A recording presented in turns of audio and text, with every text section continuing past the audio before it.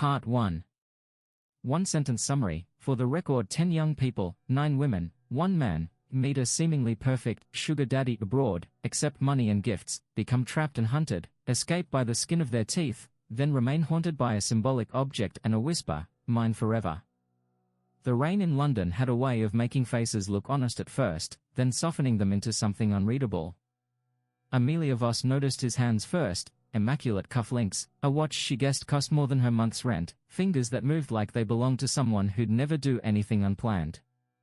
He ordered 2 pints and spoke English with the soft-clipped vowels of a man who'd read Proust for sport and watched the stock ticker for even more pleasure. "Reginald," he said, offering a gloved hand. "And you are?" Amelia's laugh was the kind that came with warning and invitation. The bar's neon halo and the chatter of late-night patrons swallowed the two of them for hours. He complimented her, gave precise attention to the way she tilted her head. He didn't ask the questions men usually did, he answered them instead, in stories that fitted perfectly into the life she'd been imagining. When he paid, it wasn't merely kind, it was effortless, immediate. "I have a place in Mayfair," he said as if offering a spare umbrella. "You must let me show you it some time." Across the channel, in a small cafe where the floorboards had given every afternoon a memory, Clara Dubois learned how to be charmed in French and English. Dr. Lucien Moreau, Lucien, when he smiled, smelled faintly of bergamot and old books. He knew the exact third line of a poem that once made Clara cry at 20. He laid a business card on the table like a soft pad on the hand and told her of a foundation that helped artists who needed space to breathe. He gave Clara her first small taste of stability, a weekend studio, a camera that took photographs with more soul than she felt she possessed. Lucien's compliments were surgical in their sweetness, he never pried, but always seemed to know exactly how to make her show him the one thing she kept hidden. Lena Becker met Herr Klaus Richter at a club in Mitte where the lights fell like promises. He was humor without hurry, a retired man, he said, working on charities for refugees and ex-offenders. He listened to Lena's bit-part grievances, the missing promotion, the landlord with a way of knocking 2 rent periods ahead, and came with keys in hand and the offer of a spare apartment in Kreuzberg. "Safety," he said. "You will have it." Lena liked the way his voice filled empty rooms. Security felt, to her, like rescue. Hana Sato encountered Tanaka-san in a glass and steel gallery on a rainy Tokyo night. He was an import-export businessman who loved small talk about bonsai and older films. Sophie Loren's admirer introduced himself as Dorian Gray at an exhibition opening in Sydney. He said he made things that lasted, and Sophie, who worked with fragile things, found his confidence intoxicating. From Rome to Oslo, Madrid to Montreal, the collector wore different names and carried different masks. Conde Vittorio in a tailored double-breasted coat, Professor Julian Lefevre with a stack of rare editions, Don Raphael with the easy swagger of a man who'd once ridden bulls and survived. He always paid. He always arrived as rescue does, perfectly timed, with a present that answered a need the recipient had not known how to speak. The gifts were precise and patient. A ring whose metal caught the light and hid a manufacturer's mark, a studio rent covered for months, a visa file folded into crisp sleeves, a pocket watch stopped at a peculiar time that made Nate ache with an odd nostalgia, a cassette recorded with static and breath that made Freya's therapist lean forward. There was no pressure in the beginning. The contract, when it came, was delivered with tea and kindness, with the soft chirp of a pen and the warmth of a fireplace. Protection agreement, he called it. For companionship and safety. The language was careful, the ink black and unassuming. There were clauses about travel, about housing, about discretionary funds. The victims, young, hopeful, battered by small humiliations, signed because signing simply felt like leaning into someone steady in wind. What the documents did not say was what the smiles hid. The collector's generosity came wrapped in an architecture of dependence, small favors that became necessary, access that slid into control. Amelia took the ring because it bought her an apartment, Clara accepted a camera because it let her keep making images, Lena accepted housing because being homeless in winter is a kind of slow death that removes options faster than anyone can mourn. Each gift seemed to fix a fracture, and the gratitude each felt made them more likely to believe in his goodness. He did not banish their friends outright. He invited them all to dinners that folded like theater, long tables, soft lamplight, introductions to men who were philanthropists, women who were curators. He suggested therapists and lawyers. He lent Nate the paperwork that helped him move his life from New York to Dublin. He placed mortgages there like anchors and then offered the rope. The victims took the rope and learned to trust the hand that gave it. They told themselves they were lucky. They told their friends they were safe. The collector loved ritual. He photographed each meeting, not with a hunter's eye but with an archivist's devotion. He took notes in a moleskine the size of a Bible. In his view, people were narratives to be curated. Each token he left, a ring, a cassette, a paper with a single line written in someone else's handwriting, became part of an inventory that made him feel less impatient with the world. He called it completing what he'd started. He spoke, once, quietly, to Sophie alone, "You finish the line I start." The tone could have been poetic if not for the way something in his smile suggested ownership rather than wonder. Not everyone noticed the small anomalies at first.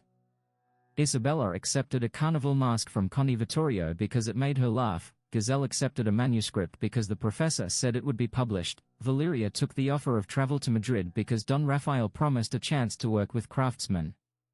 Freya was the one to ask the first thin question aloud, about safety clauses and personal autonomy, and was mollified by a calm, practiced patience. "We have everything in order.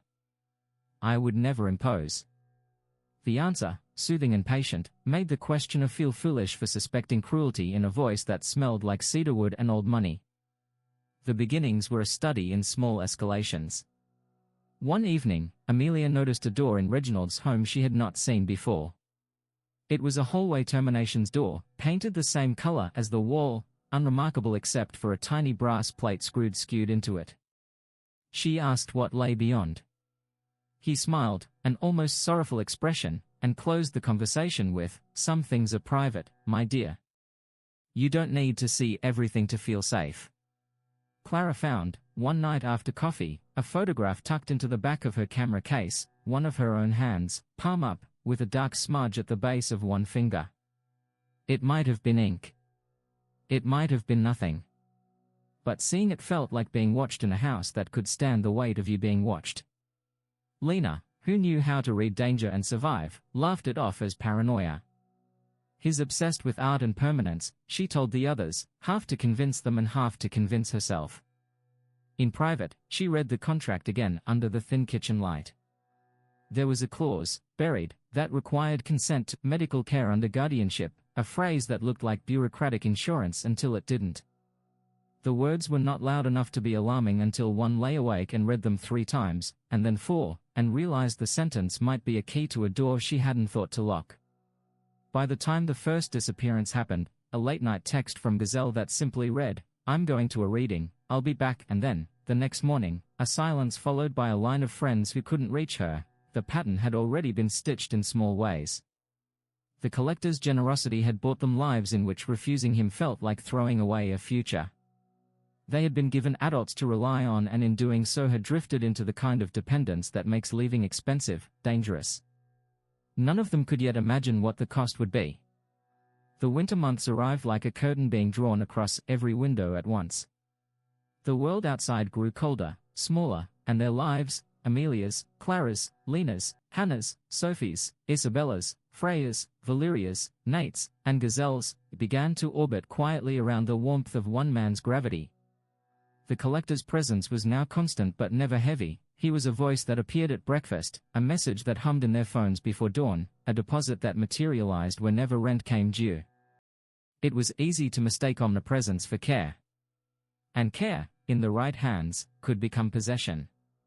Amelia told herself she was lucky. Reginald had introduced her to people who mattered, patrons, gallery owners, people who said words like visionary while handing her business cards. His apartment in Mayfair was now their place, though she still felt more like a guest who overstayed than a partner who belonged. He'd stopped asking when she would return home and started saying, "I prefer when you stay close." The words were a compliment the first few times. Later, they began to sound like instructions spoken through silk. Clara had found a rhythm in Paris, or so she thought.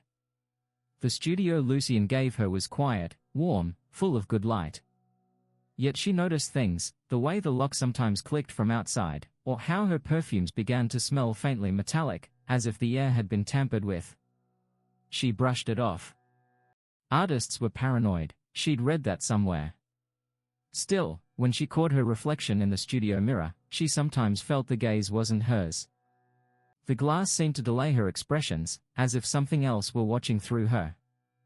Lena's Berlin apartment was a museum of restraint, grey walls, perfect temperature, air that didn't move unless permitted. Klaus had a key, but he rarely used it. Instead, he left notes under the door: dinner tomorrow. Wear blue. Don't answer unknown numbers. They weren't commands, exactly, but they had the quiet weight of laws.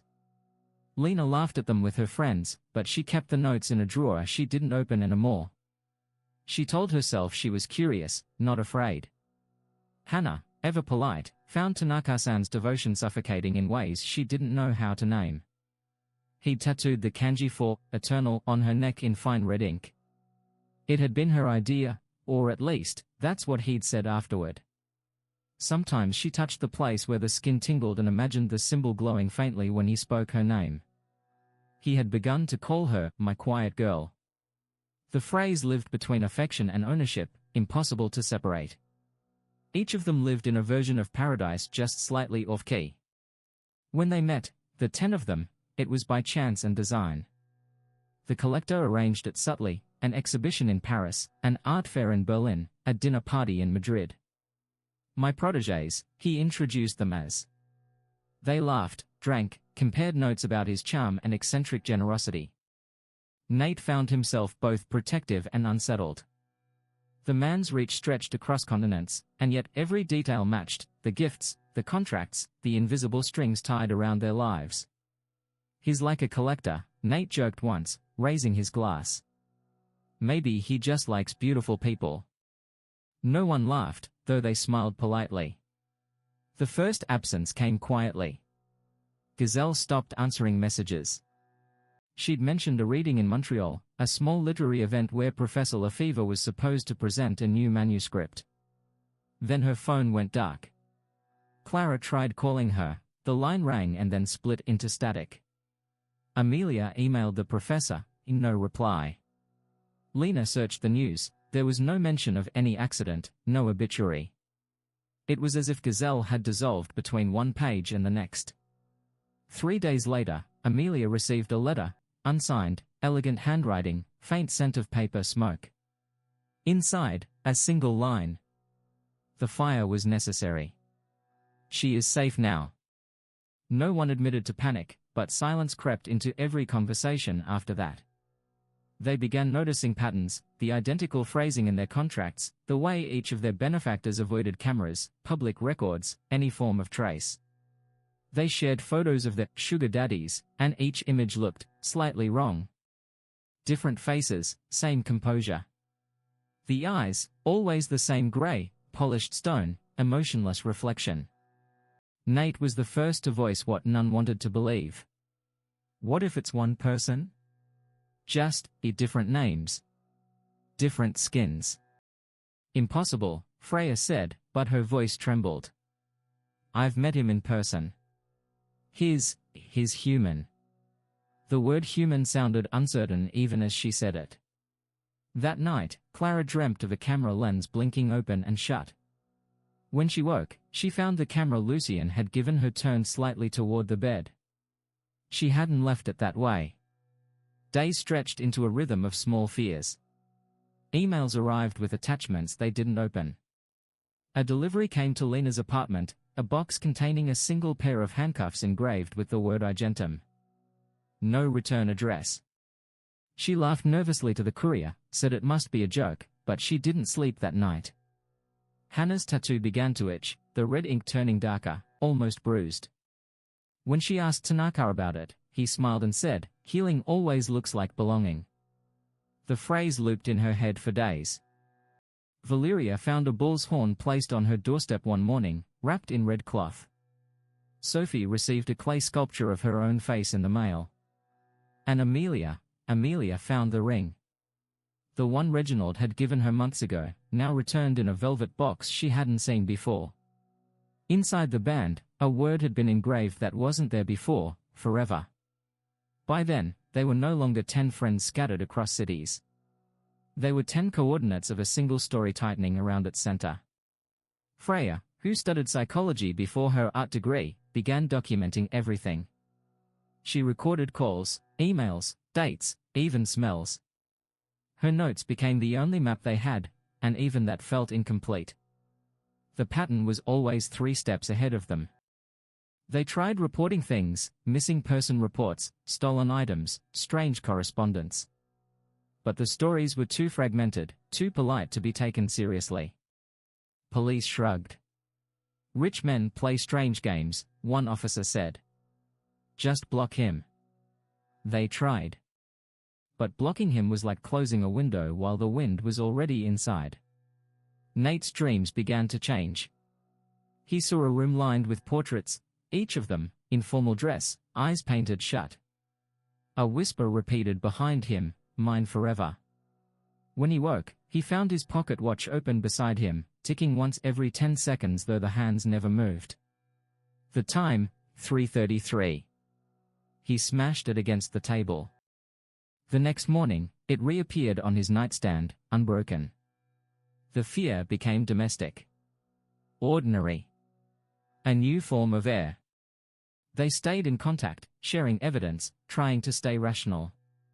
"Maybe it's just coordinated harassment," Lena said, pacing her apartment. "A group. A network." She wanted it to be explainable, even if the explanation was sinister. She didn't want to believe in one man wearing 10 faces.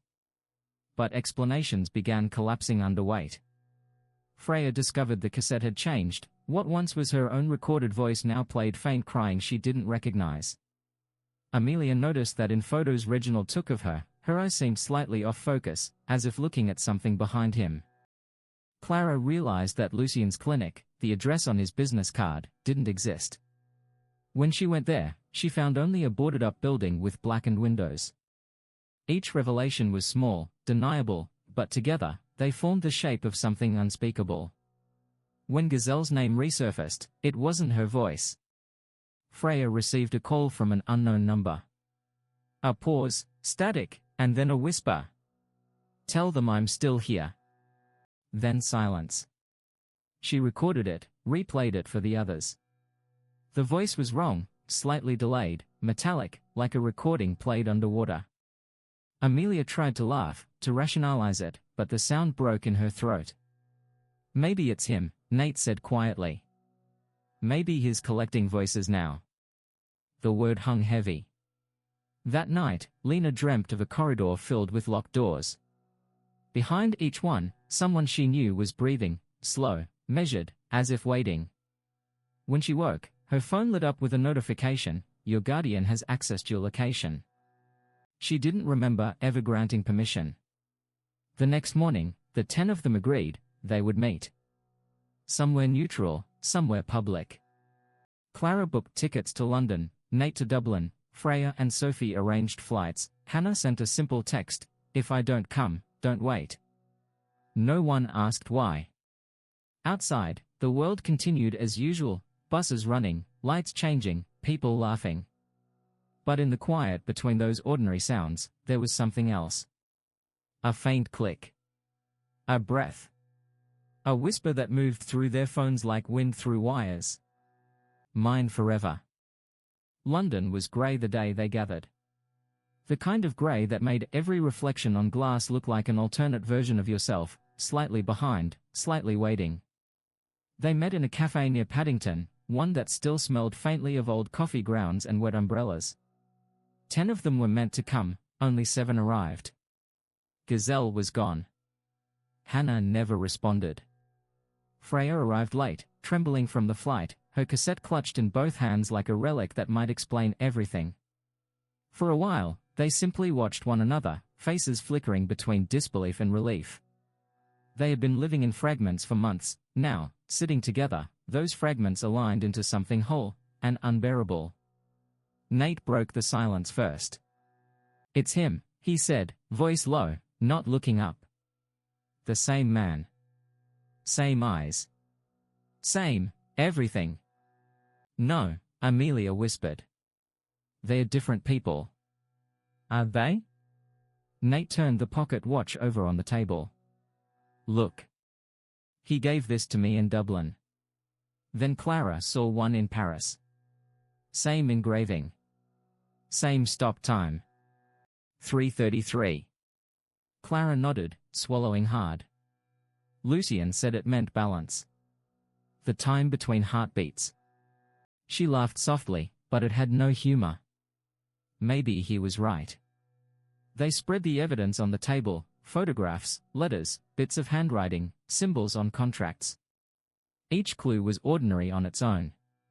Together, they formed a constellation whose shape they could almost recognize but not name. The sense that they had all been drawn by a single hand grew impossible to deny. Freya unfolded her notebook. I've been keeping track, she said. The pages were filled with diagrams, names, arrows, timestamps, overlapping locations. Every flight he took. Every benefactor or identity. They overlap perfectly. He's been in all our cities within days of each other. Sometimes hours. But how? Isabella asked. Different passports, different accents. Not different, Freya interrupted. Practiced. Perfected.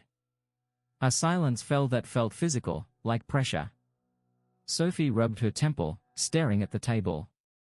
So what is he? A con man? A psychopath? An artist, Nate murmured, almost to himself. He told me once he collects things that can't be bought. He looked at Amelia. Maybe that's us. The words sat between them, heavy and irreversible. Outside, the rain began again, tapping softly against the window panes. Inside, they planned, or tried to. Lena suggested they go to the police again, together this time. Freya insisted on staying public, crowded, visible. Nate thought they should find the properties registered under his aliases. Each spoke with the quiet urgency of someone building a plan inside a nightmare that refused to end. Then the cafe lights flickered. Once. Twice. Every phone on the table buzzed at once. A single notification on each screen. Thank you for coming home. The words appeared under their names in the message thread, not from an unknown number, but from him. The room went still. No one spoke. Lena's hands trembled as she turned her phone face down. Amelia felt her stomach drop, a sudden cold running under her skin. Maybe it's a trick, Valeria said weakly. Maybe he. A new message appeared, this time with a photo, the 10 of them, seated exactly as they were now, same angles, same expressions, same lighting. The image had been taken seconds earlier, from somewhere behind the glass. For a moment, the only sound was the rain. Then Freya whispered, he's here. They left without looking back. Some ran, others walked quickly, each direction chosen by instinct. The street outside seemed too bright, too exposed.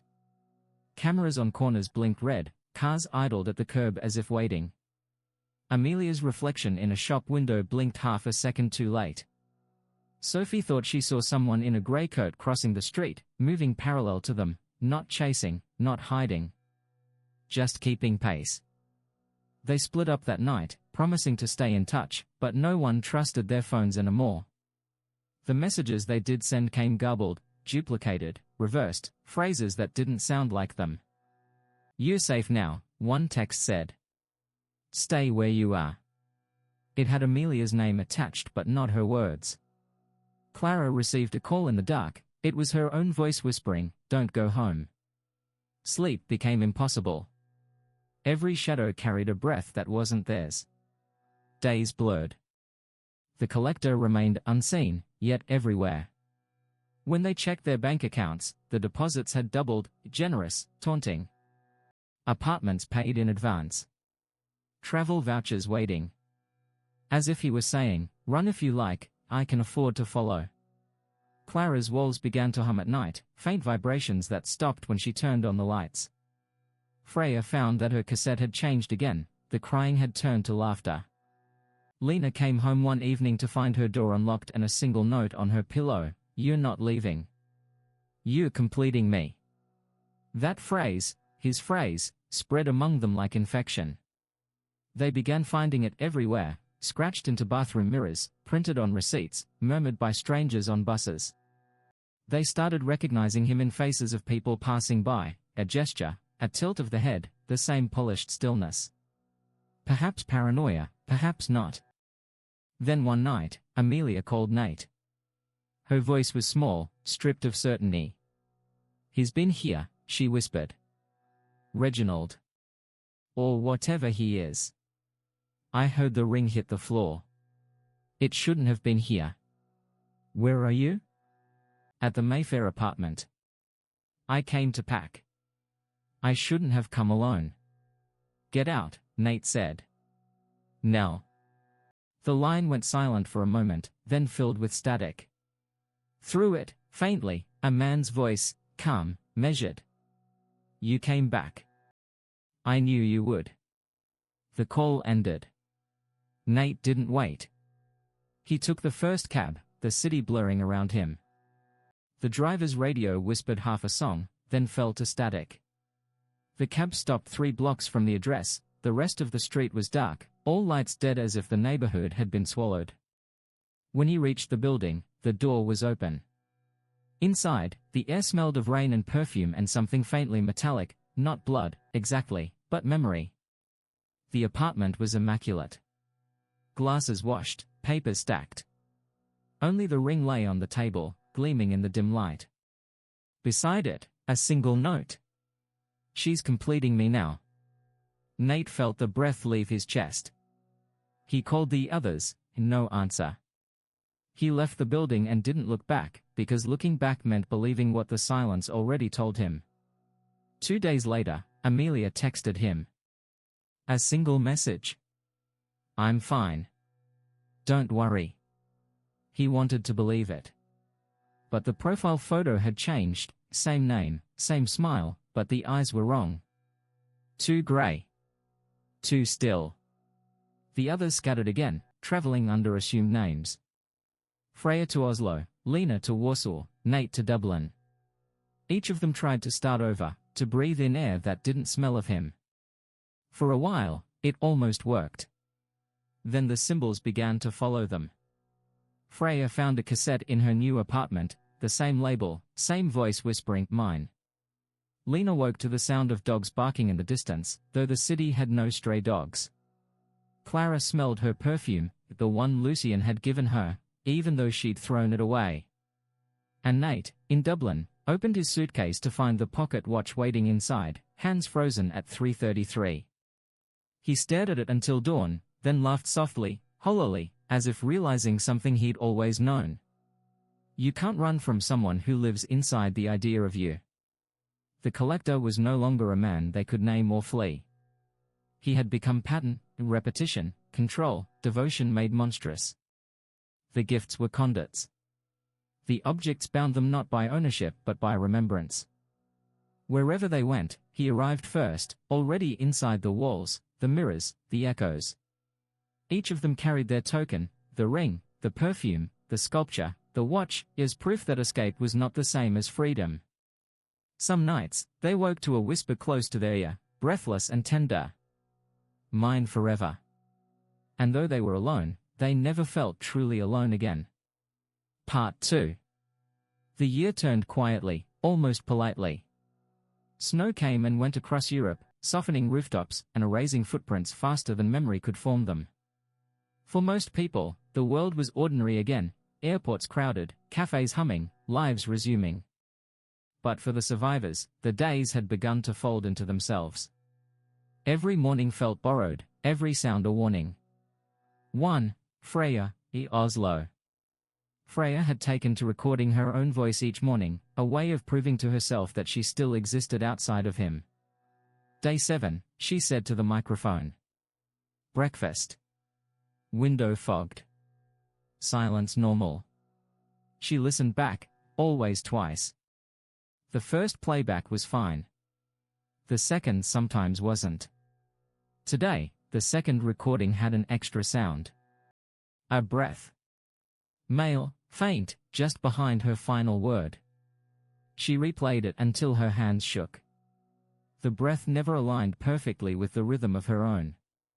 She hadn't told anyone about the man she'd begun seeing on the tram, not following her, exactly, but always seated 3 rows behind, gloved hands folded on his knees. The same seat, the same unread newspaper. Once, their eyes met in the reflection of the glass, and the color of his irises, that grey marble stillness, almost made her drop her bag. She moved apartments that night. It didn't help. The next morning, the cassette was already there on the kitchen counter, rewound to the beginning. Her own handwriting on the label read, "Listen closely. To Lena, Warsaw." Lena worked nights now, translating documents for a logistics company. It kept her awake, and being awake felt safer. The apartment was small but bright, with locks she had installed herself. She'd learned to recognize fear by its texture, too heavy in the lungs, too loud in the blood. Still, the nights brought a different kind of noise. Dogs barking somewhere far off, rhythmic, deliberate, as though answering an invisible whistle. One evening, she noticed the same word scrawled in condensation on her bathroom mirror, "Igentum." Property. She wiped it away. It returned. Lena began to wonder if fear could be inherited like debt, passed from one version of herself to another. She thought about Klaus, about his voice telling her once, "Safety is obedience" in another language. When she checked her email, she found a message from an unknown sender. It was a photo of her apartment door, taken from the hallway. Timestamp, 3:33. 3. Clara, Paris. Clara had stopped using her real name. She went by Elise now, renting a tiny attic flat in Montmartre, painting in the mornings and working in a flower shop at night. She'd cut her hair, changed her scent, thrown away every camera she owned. But paranoia has a way of surviving reinvention. One evening, a customer entered the shop, tall, elegant, wearing gloves despite the heat. He smiled too easily, the kind of smile that offered trust before earning it. "Lovely scent," he said, picking up a small bottle from the display. "What do you call this one?" Clara froze. The perfume was her own design, long discontinued, the same one Lucien had given her. "Old formula," she said, forcing a smile. "We don't sell it anymore." The man placed it gently back on the shelf. "Ah," he said softly. "But some fragrances never fade." He left. When she locked up that night, the scent lingered, faint, sweet, impossible to forget. 4. Nate, Dublin. Nate lived like a ghost. A different pub every night, no routine, no attachments. He'd learned that routine was how the collector found rhythm, and rhythm was how he found people. Still, even ghosts need to rest. He woke one dawn to the sound of ticking. The pocket watch sat on the table beside him, open, motionless. Then, with a tiny mechanical sigh, it began to tick again. He smashed it once more, this time with deliberate precision, scattering gears across the floor. The ticking stopped. But when he stepped on one of the fragments, he realized it was warm. Later that day, an envelope arrived at the pub, no return address. Inside was a photograph of him asleep, the shattered watch resting on his chest. He didn't stay to see who delivered it. He ran until the city turned to mist, and even then he didn't stop. 5. Sophie, is Sydney. Sophie had returned to her family's home by the coast, a place where the sea was loud enough to drown thought. She sculpted again, though her pieces now came out warped, faces blurred, features unfinished. The clay always seemed to dry too fast, as if touched by unseen hands. She tried burning one of her sculptures. The smoke rose in a perfect column, like breath. When it cleared, the shape that remained looked nothing like what she'd made. It looked like him. Sophie covered the mirrors in the house. The next morning, they were uncovered. Her phone rang that night, an unknown number. She didn't answer, but the voicemail recorded 8 seconds of silence, then a man's voice, almost kind. "Art endures, my dear. then a click. 6. Valeria, in Madrid. Valeria's world had shrunk to a small apartment above an old bullring long abandoned. The irony wasn't lost on her. She'd once stood in that ring, not to fight, but to feel alive again. Now, the arena below her window was silent, save for the echo of wind over stone. The first sign came when she found a package at her door, a bull's horn, polished, gleaming, carved with her initials. Inside was a card. For luck. The handwriting was unmistakable. She thought of Don Raphael's grin, the way he'd said, "Pain makes meaning." She threw the horn into the trash. The next morning, it was back on her table, cleaned, shining brighter. She didn't sleep for 3 days. On the 4th night, she dreamed of hooves pounding the sand below, though when she looked down from the balcony, the arena was empty, except for a single shadow moving across the ring, slow, deliberate, wearing a suit. 7. Isabella, Rome. Rome was supposed to save her. Instead, it began whispering back. Every carnival mask in every shop seemed to turn when she passed. The city's laughter at night, the laughter she once loved, had become something else, an echo that followed her home. She took to walking the streets only at dawn, when the city was still grey and half asleep. One morning, she saw her reflection in a window, except it wasn't her. The face wore a mask, pale and smiling, with her hair beneath it. When she blinked, it was gone. That evening, she found a note slipped under her door. Art is simply remembrance that refuses to die. She moved out the next day. The note came with her, folded into her coat pocket, though she swore she hadn't packed it. They all tried to stay in touch. Short messages, encrypted emails, burner numbers. Freya kept collecting their stories, building timelines on her wall. Red thread crossed continents: London, Paris, Berlin, Tokyo, Oslo, Madrid, Sydney, Rome, Dublin, Montreal. 10 points in a map that shouldn't connect, yet somehow formed a perfect circle. At the center of that circle, a single initial. C. They didn't know what it stood for. Collector. Creator. Custodian. Only that it was written at the bottom of every document they'd signed, hidden beneath legal jargon like a signature the eye wasn't meant to see. Freya's research led her to something worse, a list of missing persons, spanning a decade. Names from every city they had lived in. Each linked to a benefactor, an artist, a doctor, a nobleman, a professor. Each vanished without trace. And in every case, one item recovered, an object marked with a single letter C. She sent the files to the others that night. Within an hour, all the links were dead. The documents erased. Then a final message arrived in her inbox, unsigned. Stop curating what isn't yours. Across the world, they felt it at once, a weight shifting, a silence turning its face toward them. Lena's lights flickered. Nate's hotel room door clicked. Clara's mirror fogged with a single word, home. Sophie's clay sculpture cracked, revealing something glinting inside, a fragment of glass shaped like an eye. Valeria heard the echo of applause rising from the empty bullring. Freya's cassette began to play on its own. The same whisper, reaching each of them through air, through distance, through everything they'd built to keep him out. You've all been chosen to remember me. They called it the archive. Not officially, not even among themselves. It was a word that came out of nowhere, in one of Freya's encrypted messages. We should build an archive. Evidence. Memory before it fades. The others agreed. Each would upload what they remembered, photos, documents, audio recordings, contracts. Fragments of the life before. They believed that if they could gather everything together, they could control the narrative. They were wrong. 1. The first file. It began innocently. Clara uploaded her medical scans, blurred MRIs of her missing kidney. Then Lena added photos of the underground room in Berlin, the metal hooks, the cracked tiles.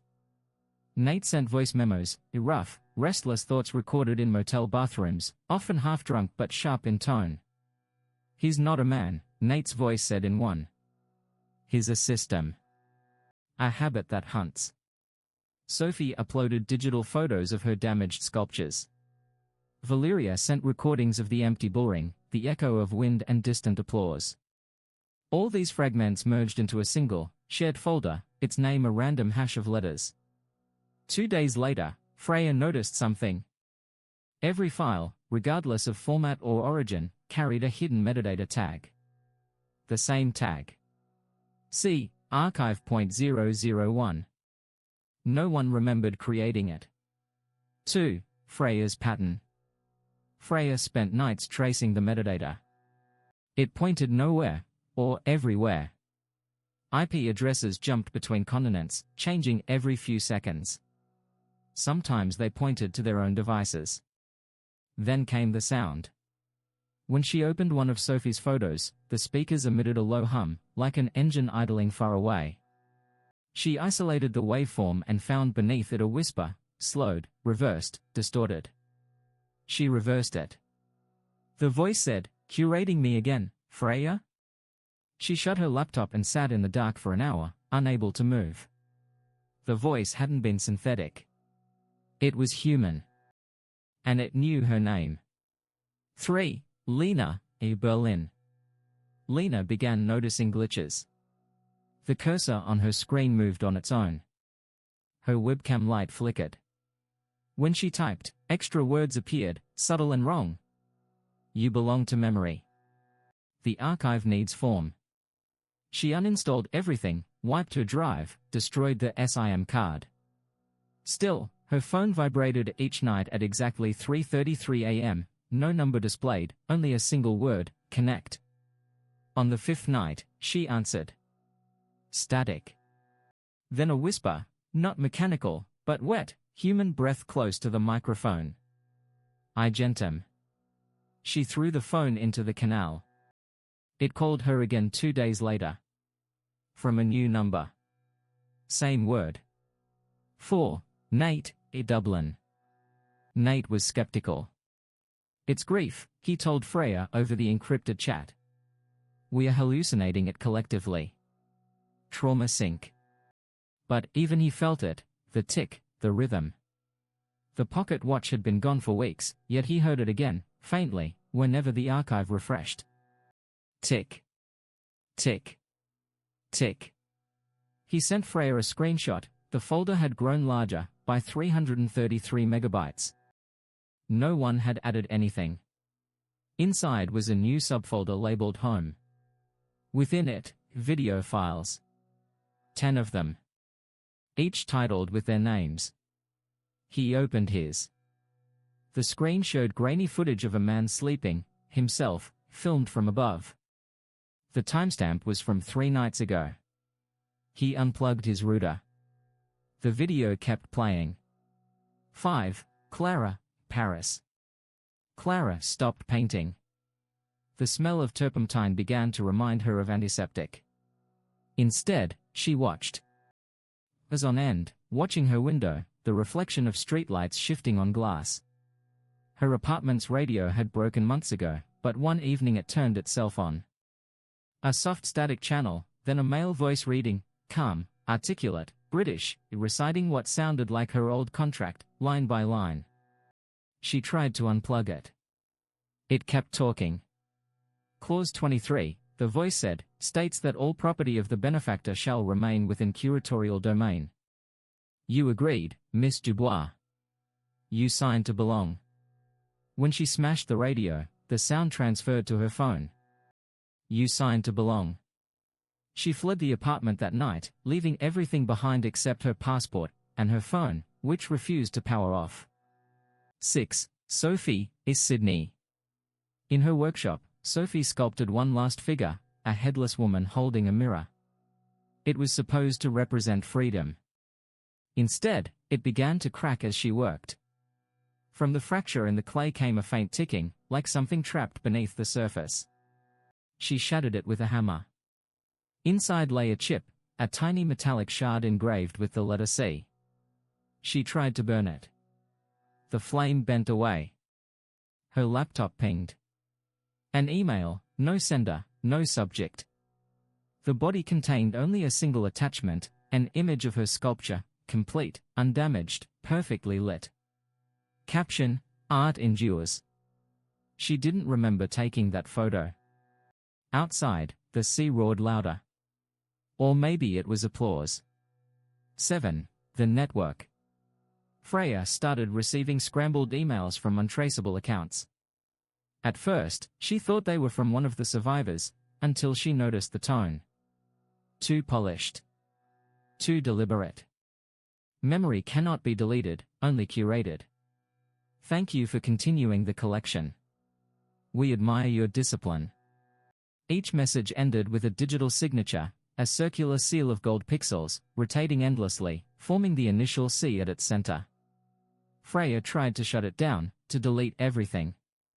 But the archive reappeared under new links, mirrored across servers in countries none of them had ever visited. Clara found one mirror hosted in Paris under an art foundation's name, the Curatorial Institute. Lena found another under Hawthorne Trust. Sophie traced one to Tokyo. Nate traced his to a museum in New York. 10 locations. 10 mirrors. 10 names. It wasn't one man anymore. It was a pattern repeating itself across decades. 8. Valeria, in Madrid. Valeria went underground, literally, sleeping in the tunnels beneath the city, away from signals. But the archive found her anyway. Graffiti appeared overnight on the tunnel walls, her own words from the survivor group chat, sprayed in white paint. Pain makes meaning. You home. The archive endures. Someone was copying their words, their fears, their fragments, building something out of them. When she reached the surface days later, her reflection stared back from a shattered shop window. Behind it, written in dust, was the same word again. Connect. 9. The awakening. One night, Freya awoke to find her laptop open. The webcam light on. Across the screen, one by one, the survivors' names appeared: Nate, Clara, Lena, Sophie, Valeria, Isabella, Hannah, Gazelle, Amelia. 9 online. And then a 10th user joined, C. The chat filled with typing notifications. Then, one message appeared. C. Thank you for remembering me. The archive is complete. The screen flickered, showing live feeds, each survivor in their rooms, unaware of being filmed. Each surrounded by familiar objects: the ring, the mask, the bullhorn, the tape, the watch. Freya slammed the laptop shut, pulled the battery.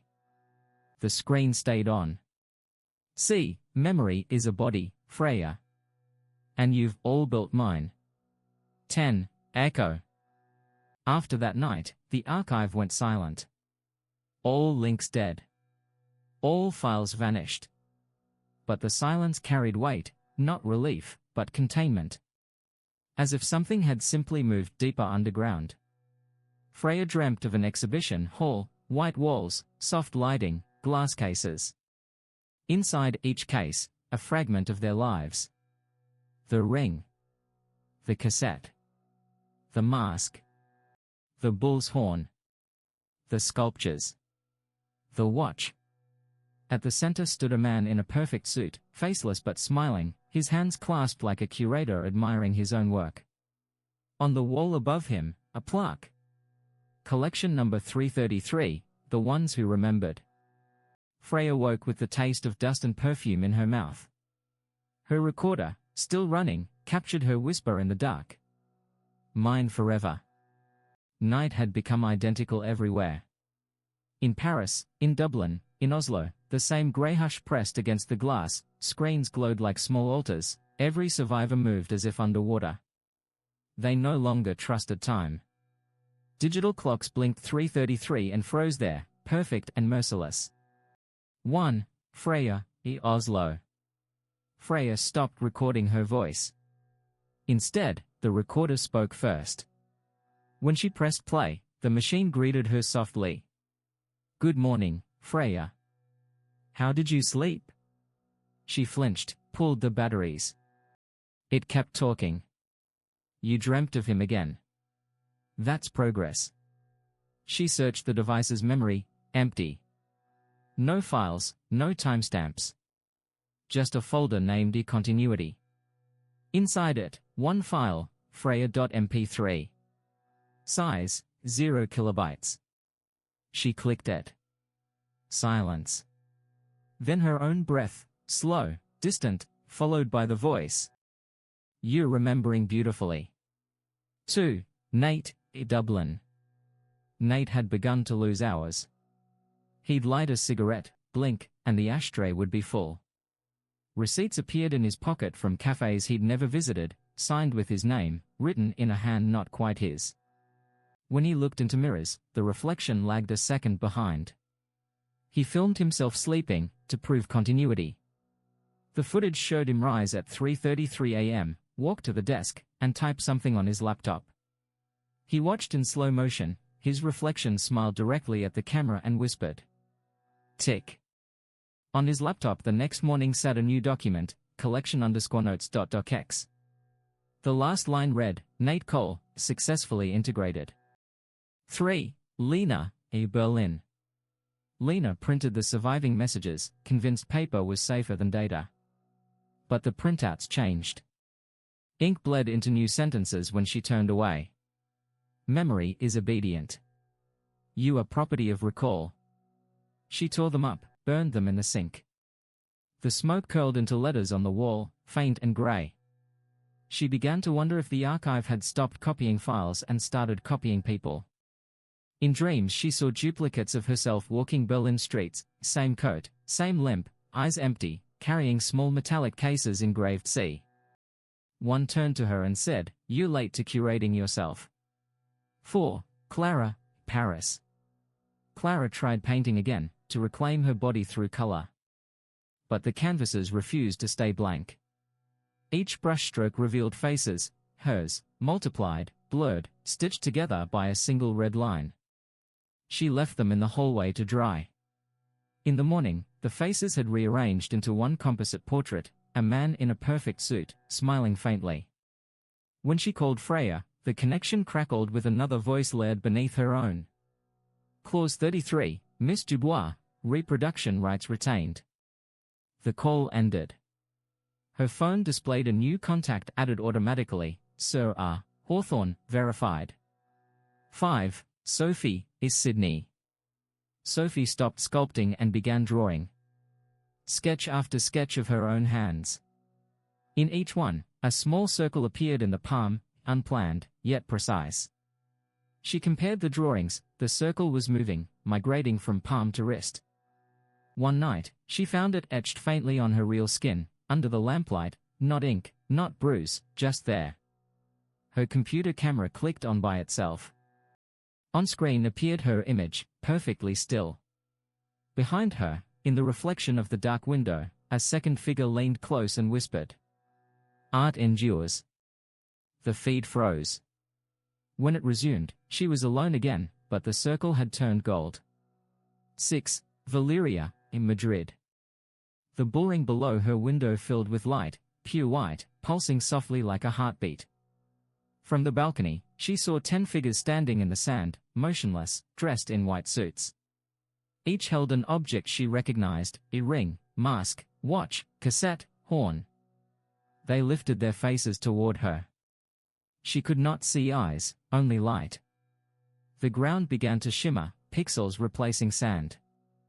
The ring, the arena, the city itself dissolved into static. She closed her eyes, whispered a prayer. When she opened them, she was standing in her apartment again, but the window now looked out onto nothing but blank white. Her phone buzzed. Welcome back to the archive, Valeria. 7. Freya, the collapse. Freya traced the signals one last time. They converged, not on a location, but on her own coordinates. She realized what the archive wanted wasn't access. It wanted embodiment. Every survivor was a vessel, a fragment of its memory reconstructing the collector through them. She reopened the folder A Continuity. New subfiles appeared, each labeled with the other's names. Inside each, recordings of voices whispering, sometimes laughing, sometimes screaming. the last file bore her name again. She clicked it. Her own voice, calm and distant. Phase completed. All subjects integrated. Preparing final curation. She stared at the waveform moving on the screen, and for the first time, noticed it matched her heartbeat exactly. 8. The Echo Room. Somewhere beyond sound, the survivors gathered, or their reflections did. 10 chairs. 10 shadows. One empty at the center. A projector hummed, showing overlapping footage of their lives, cafes, clubs, contracts, gifts. Every frame bleeding into the next until all became one image, the faceless man adjusting his cufflinks. He spoke without sound, his words printed across the walls in light. You thought I collected you. You were building me. The room dissolved into static. 9. Last transmission. An email reached Freya's inbox at dawn. No sender, no subject. Attachment, mine_forever.wav. She didn't open it. She unplugged every device, packed a single bag, walked to the sea. But when she reached the shoreline, the water reflected not her face, but the archive's interface, pulsing gold, forming her features pixel by pixel. From somewhere beneath the waves came the soft mechanical tick of a watch. You've arrived, darling, the tide whispered. Home. Freya stepped forward, the reflection meeting her halfway, until both merged into one shimmer of light. 10. Epilogue, the quiet reboot. Days later, a new art exhibition opened quietly in London. Title, Continuity. No listed artist. Visitors moved through white rooms filled with glass cases containing faint holograms, 10 faces flickering between recognition and blur. Each display label bore the same inscription. Collection number 333, Curator, C. In the corner of the final room, a voice installation whispered at intervals, too soft to catch fully. But if one stood close enough, they could hear a woman's voice repeating, almost tenderly. You're remembering beautifully. Part 3. The sea doesn't end. It folds. Freya drifts just beneath the surface, eyes open, hair streaming like black kelp. The water hums. Not in sound, but in vibration, like the afterimage of music you can feel in your teeth. Above her, the moon is warped, doubled, 2 pale coins overlapping. She tries to breathe. She can. The ocean fills her lungs without drowning her. When she blinks, she is standing. A shoreline that looks like no country. Dark sand. A horizon the color of bruised silver. The wind moves sideways, unnaturally slow, as if afraid to make sound. She walks, and each footprint leaves a faint glow that flickers and vanishes, digital pixels dissolving into static. Far inland, a light pulses. It looks like a house. London, Amelia. Amelia wakes to the sound of her own voice, except she isn't speaking. The sound comes from her laptop, left open across the room. A video plays on its own, her, laughing, from a year ago. In the frame, someone else's hand slides a blooded wedding ring onto her finger. She slams the lid shut. The laughter continues for 3 seconds after. On her kitchen counter lies a small velvet box she doesn't own. Inside, the same ring. The dried blood looks fresh again, glistening. Beneath it, a folded note, typed in courier, neat, detached. Now we match. Outside, the London morning glows unnaturally pale. People pass by her window but none of them seem to blink. She whispers to herself, he's gone. The light in the kitchen hums once, like a held breath, then burns out. Berlin, Lena. The dogs bark before dawn. Lena doesn't have any, but the sound echoes through her walls, thin and metallic, as if played through broken speakers. She hasn't slept in 3 days. The chain of anonymous emails stopped a week ago. Do you still hear them? But the silence is worse. In the mirror, the scar around her throat looks newer, redder, like it's been freshly bitten. She tells herself it's the light. The mirror flickers. For half a second, Her reflection wears a uniform she's never seen before, black leather, a police badge over the heart that reads K. Richter. When she blinks, her own face returns. But the reflection smiles after she stops. She hurls a glass at it. The glass hits cold metal, the sound of a camera lens snapping shut. Tokyo, Hana. Hana moves through the crowded subway like a ghost among the living. No one looks at her, yet the space around her seems slightly wider, as if the crowd avoids her without realizing it. She wears a scarf to cover her throat, but it doesn't help. The tattoo beneath, Eternity, burns faintly when she passes digital screens. Every LED billboard glitches for an instant, showing a man's silhouette in an impeccable suit. No face. Just a shadow wearing cologne. On her phone, she receives a new notification. Eternity is loyalty. The sender field is blank. She drops the phone. Someone picks it up for her, a stranger, tall, wearing gloves. He smiles too politely. You dropped this, Miss Sato. She hasn't told anyone her name since Berlin. Dublin, Nate. The bar is loud, neon-stained. He's been drinking since morning, he tells himself to forget, but every glass tastes like copper and regret. The bartender turns away to fill another order. Nate looks up at the TV, a local news report. A cargo container found adrift off the Irish coast. No crew. No records. The anchor says it's marked only by a 333 painted on its hull. The sound cuts out. The image glitches, the inside of the container.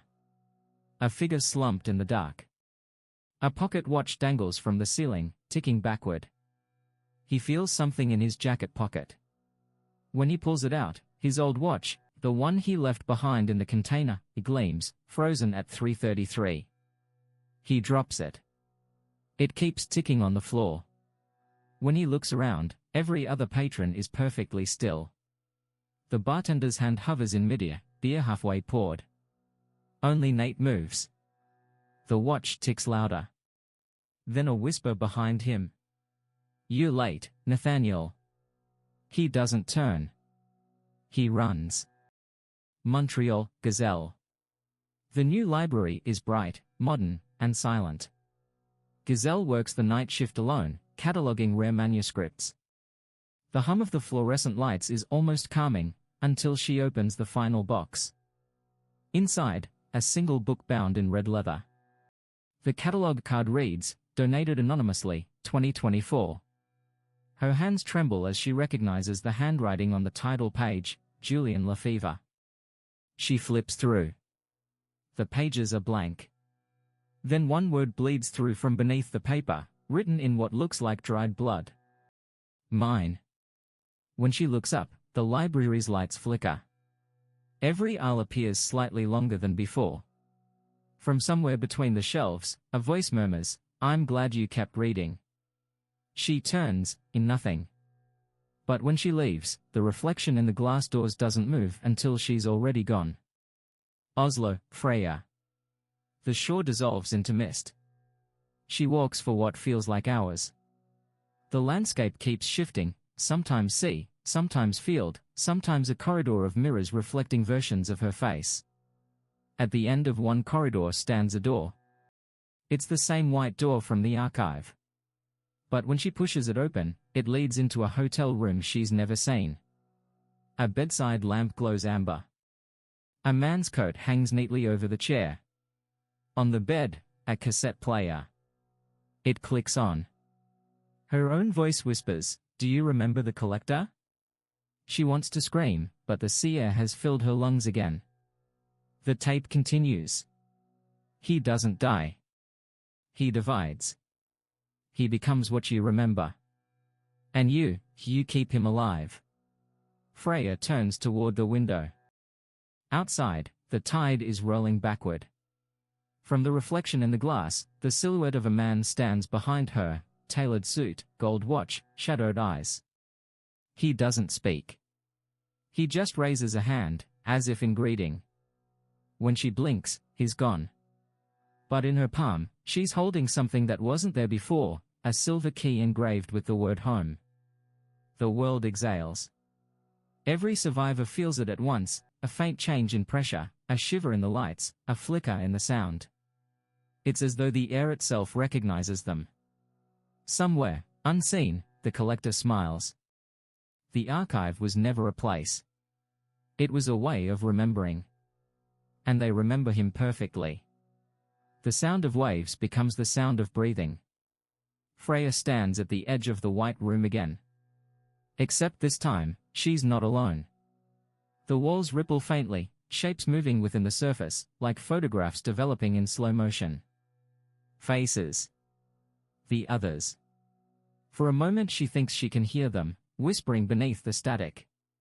Then the light stutters, and the sound of her heartbeat becomes the click of a film reel starting.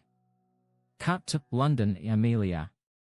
The ring burns cold against her skin. She hasn't taken it off, she can't. When she tries, the metal tightens, flesh bruising beneath. She's stopped answering calls.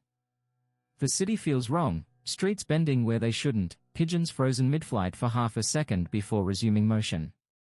Her window fogs despite the mild morning.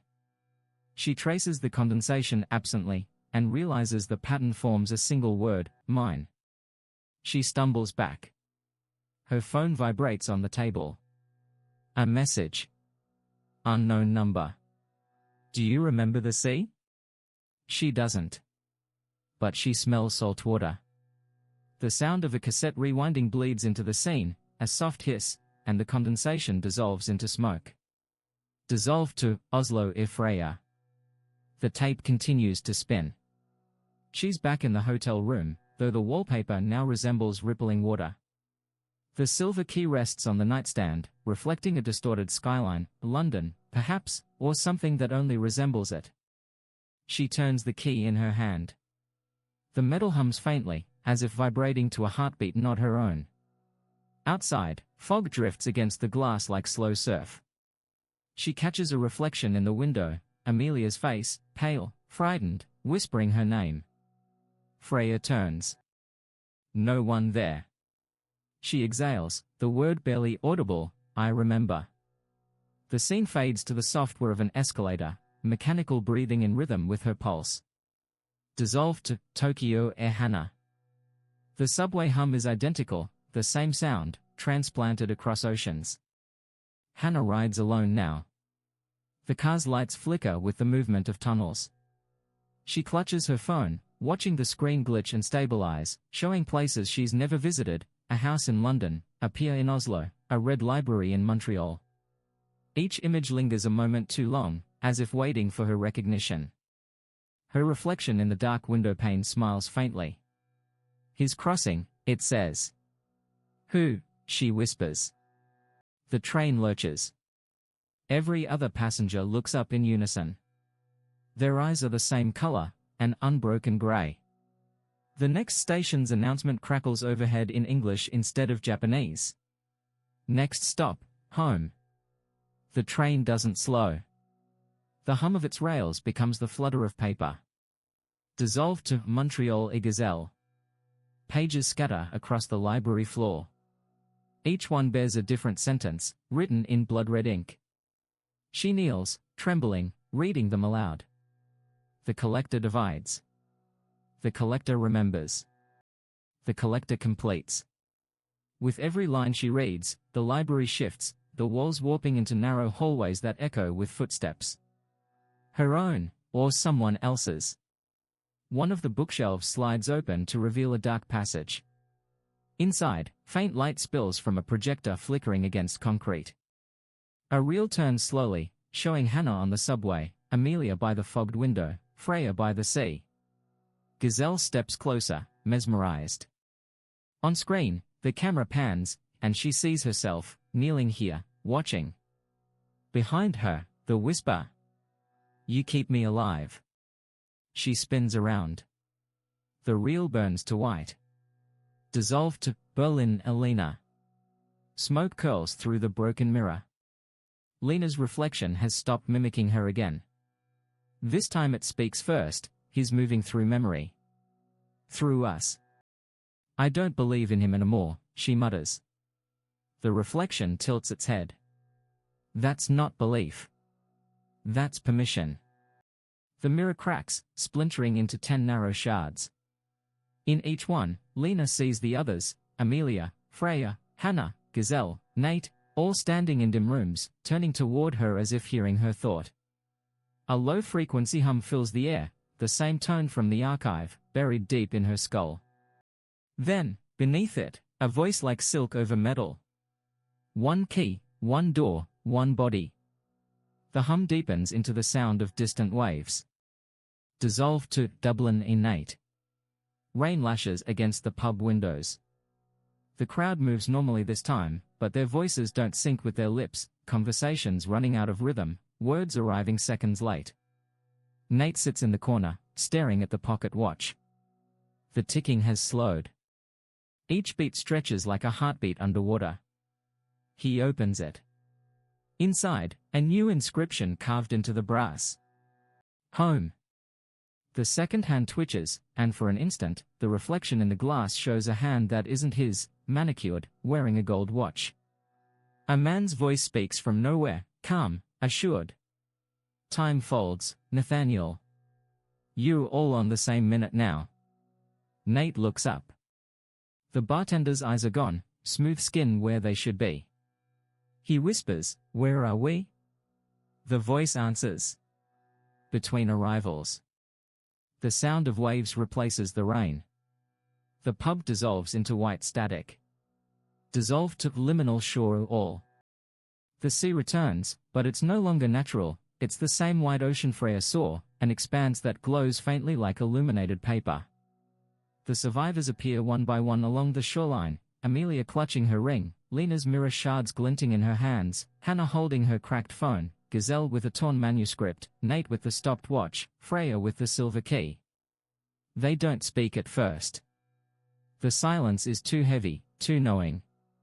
Then Freya steps forward. He's coming through us. Amelia shakes her head. He already has. The horizon darkens. A line of shadow moves across the sea, perfectly straight, like a fold in fabric. The air tastes of ozone and memory. Their reflections in the shallow water begin to distort, not copying, but blending. The faces merge, forming a single silhouette in the reflection, tall, immaculate, wearing a suit. He lifts his head. They all gasp at once, every breath synchronized, every heart catching at the same instant. The silhouette smiles. The silver key in Freya's hand vibrates, then turns on its own. The shoreline cracks open like a hinge. Light spills out, not bright, but deep, a pale gold the color of old photographs. The world starts folding inward, the sky bending like film curling in heat. And through the rising sound of static and tide, a whisper threads through every mind, familiar and final. You're not leaving. You're completing me. The scene dissolves back into black water, indistinguishable from night, or memory, or both. And for a heartbeat, you could swear the world itself is breathing. The tide breathes. Each exhale erases a name. Freya stands ankle-deep in the phosphorescent surf, holding the silver key against her chest. Around her, the others drift like sleepwalkers along the luminous shore. The sky has lost color, neither night nor dawn, a film strip running out of exposure. She whispers, "Are we alive?" Amelia's voice answers, though her lips don't move. Alive enough to remember. The words ripple outward. The air carries them, bending through the others like a signal passing through water. Each of them hears it in their own tongue, inside their own mind. The collector's whisper follows close behind. Memory is the only body worth keeping. London, Amelia. The city is hollowed glass. Buildings shimmer, transparent, as if made of breath. Every reflection carries her face, or versions of it. She walks down the empty street, wedding ring glinting faintly. In every window she passes, her reflection mouths the same phrase, perfectly in sync. Now we match. Her heart stutters. She touches the glass, and it ripples like water. On the other side of the reflection, Freya walks past the same shopfront, but the letters on the signs are reversed, unreadable. Amelia calls out. The reflection blinks.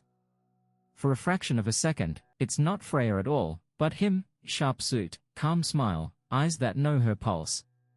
She doesn't scream. She just walks on, the ring tightening. The street hums softly, like a throat clearing before speech. Oslo, Freya. The silver key is warm now. Too warm. She can feel it beating, steady as a heart. The hotel room is dissolving, furniture turning to mist, walls bleeding into horizon. The door she unlocked no longer leads anywhere, it opens into memory. Beyond it, she sees corridors, subway cars, libraries, all the others' worlds collapsing into one long hallway. She steps forward and the floor becomes sand. Somewhere far behind, she hears a voice that might be her own. He doesn't die. He divides. Freya turns the key in her hand. Each click echoes through 10 different rooms in 10 different cities. Dublin, Nate. He sits in the same bar, except the windows now show the sea instead of rain. The watch lies on the table, ticking, and not ticking. When he looks closer, the hands move both directions at once. The bartender returns, faceless still, placing a glass of water before him. Inside the glass, reflections shift, not his, but Hannah's, then Gazelle's, then Freya's. He asks quietly, "What happens when the hour ends?" The faceless bartender tilts its head. "Then you stay." The glass fogs. Words form in condensation, 333, home. The sound of a closing book replaces the ticking. Montreal, Gazelle. The library burns again, but there is no heat. The fire makes no sound, only the turning of pages. She walks between the flames unharmed, tracing the shelves with her fingertips. Each spine carries a name she recognizes: Lena Becker, Hannah Sardo, Amelia Voss. Hers appears last. She pulls it free. The cover is blank. When she opens it, she hears voices whispering between the lines, Freya murmuring, Nate laughing softly, Lena cursing under her breath. She reads aloud, "You keep me alive." The letters shimmer, rearranging into a sentence that wasn't there before. "And I keep you remembered." Her eyes fill with reflected firelight. For an instant, she isn't sure if she's inside the book or holding it. Berlin, Lena. The mirror shards she's been carrying glow faintly, each surface pulsing with faint static. She lays them on the ground in a circle. Within them, scenes flicker, Amelia walking through glass streets, Freya at the threshold, Gazelle in the burning library, Nate at the table, Hannah on the train. Her reflection divides into 6, one for each of them. They begin to speak at once, the words overlapping perfectly. He's not coming back. He never left. The mirror light flares, merging the reflections into a single figure, tall, suited, face obscured by static. He extends a hand toward the glass. Lena hesitates. Then she breathes, "If we remember him, he exists." The figure nods. "And if you forget?" She almost smiles. "We can't." The mirrors go dark, leaving only her own dim reflection, but the face looking back is slightly different now, his eyes behind hers. Tokyo, Hannah. The subway never stops. The car is empty except for her reflection across the aisle. The tunnel outside is filled with water, waves rolling just beyond the glass. Through the murky blue, she sees silhouettes, the others, suspended like photographs in liquid. She presses her palm to the window. So does Freya, on the other side. The glass melts where their hands meet, and for a heartbeat, they share the same pulse. A whisper travels between them, not sound, but recognition. Eternity is loyalty. Hannah closes her eyes. When she opens them again, she's standing beside Freya on the white shore. The train continues underwater, empty. The liminal shore. Now they are all there. No horizon. No sky. Only that endless tide reflecting themselves. Each carries their mark, Amelia's ring, Lena's shards, Hannah's tattoo, Gazelle's book, Nate's watch, Freya's key, and each object begins to hum, harmonizing into a single low tone. The sand trembles. The sound of the sea becomes the slow inhale of something vast and awake. Freya lifts her head. The others follow. In the distance, a figure walks toward them across the water. At first, it looks like the collector, the perfect silhouette, the measured stride, the gold watch gleaming faintly at his wrist. But when he draws near, they see their own faces flicker across his, shifting in rhythm with the waves, each expression a memory of one of them. He stops a few paces away. The tide laps around his shoes but doesn't wet them. "You see," he murmurs, voice like static smoothed into silk. "You were never separate." The words pass through them, reverberating inward. Freya feels it behind her ribs, Amelia hears it behind her eyes, Nate senses it in the slow ticking of his watch. Gazelle speaks first, her voice calm, hollow. "We made you." He inclines his head slightly. "Yes.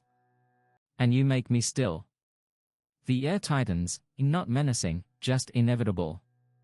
Each breath feels shared, synchronized, indistinguishable. The collector extends his hand. The ring slips from Amelia's finger. The mirror shards rise from Lena's grasp. The tattoo on Hannah's neck glows through her skin. The manuscript pages flutter from Gazelle's arms. Nate's watch opens on its own. Freya's silver key turns midair. All 6 items align before the collector like orbiting stars. A soft chime, almost a sigh. The objects vanish, replaced by light. For a moment, each of them sees through each other's eyes, the bar, the library, the subway, the shore, overlapping, folding, coexisting. A lattice of shared memory. Freya's voice threads through all of them. "If he's inside us, where are we?" The collector smiles faintly, or maybe it's all of them smiling through him. "Home," he whispers. The tide rises. The light dims. Their silhouettes dissolve into one another until only the sound of breathing remains, one breath, belonging to all. The sea exhales. Then stillness. Fade out. A single whisper lingers, faint as static at the edge of thought.